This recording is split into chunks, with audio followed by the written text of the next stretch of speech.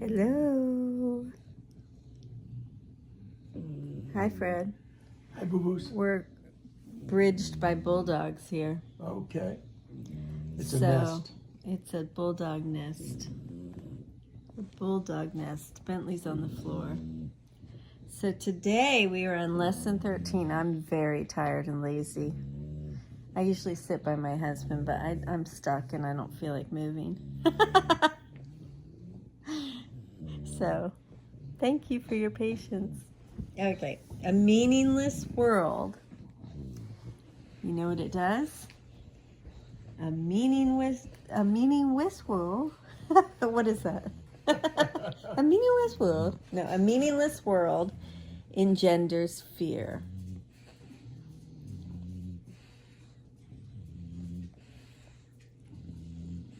I am looking at a meaningless world. A meaningless world engenders fear because I think I'm in competition with God.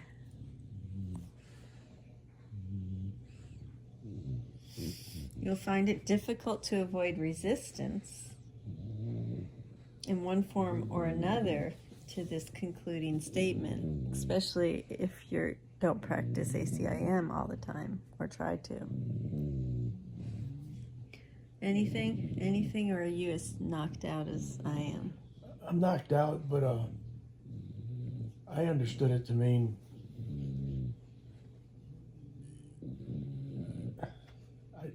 a meaningless world. I'm confused. This part is really, really hard for me. Well, it says a meaningless world is impossible. Nothing without meaning exists. However, it does not follow that you will not think you perceive something that has no meaning. On the contrary, you would be particularly likely to think you do perceive it. Or you assign it. You assign some kind of meaning so you can at least think about it. If I think something's meaningless, I'm just going to bypass it. So I'll assign some sort of meaning to it. It's still meaningless because I'm assigning a false meaning, right? With your perception. Yes.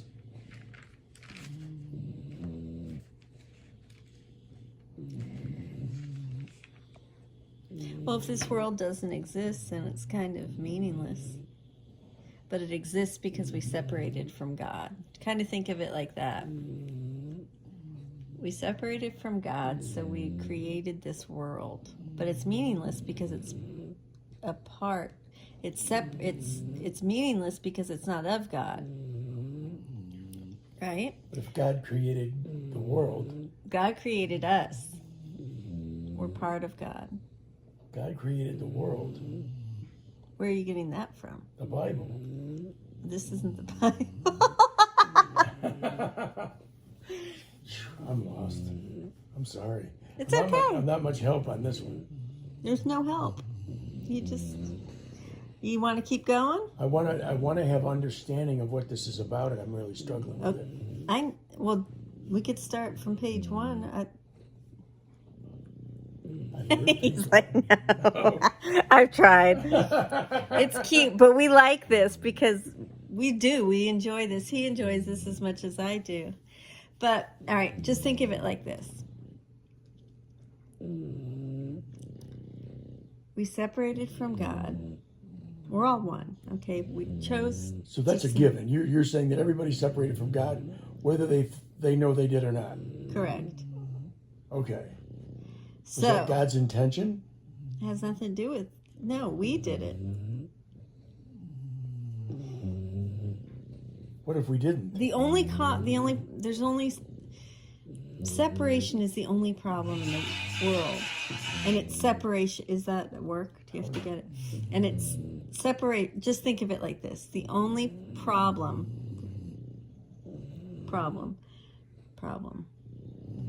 is separation. Okay? There's no other problem. Everything is love or a call for love. The only problem is separation. Okay? We chose separation and we chose this world. God doesn't condemn us. Okay? A meaningless world engenders fear. We can't think of this world as meaningless. Why do you think we revolt against that? That's why I revolted against that. Because I'm like, oh my gosh, no, my soulmate, my puppies, my daughter, my son, my grandbabies. This world's not meaningless. This world's full of meaning. Right? Okay. We're going to stop there.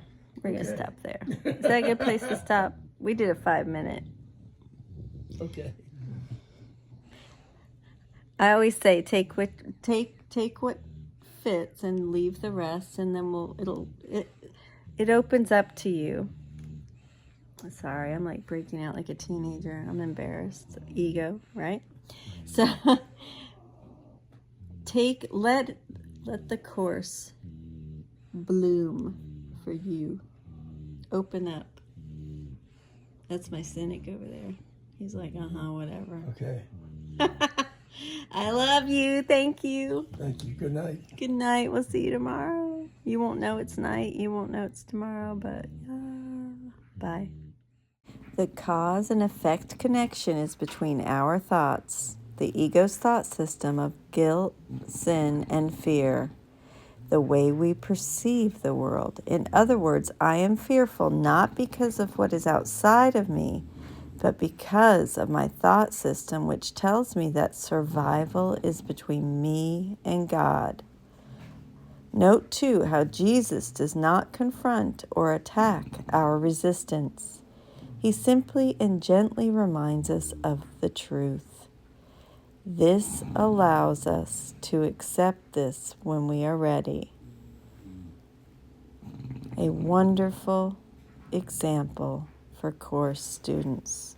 We are not pressured and guilt is not inflicted. I could not read that because it was covered up, so I kind of paraphrased.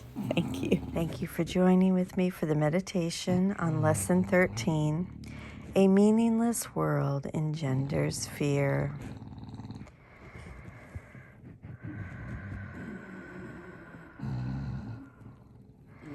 If what I see out there in the world has no meaning, the thought within me that gave rise to it has no meaning either. Since I am my thoughts, it follows that I do not have any meaning, which means I do not exist. Therefore, rather than realize everything is meaningless within and without, I will substitute my own meaning. Obviously, if I perceive something I think is out there which affects me, I have already pronounced it real, and I want to keep the underlying thought real so I can continue to be real.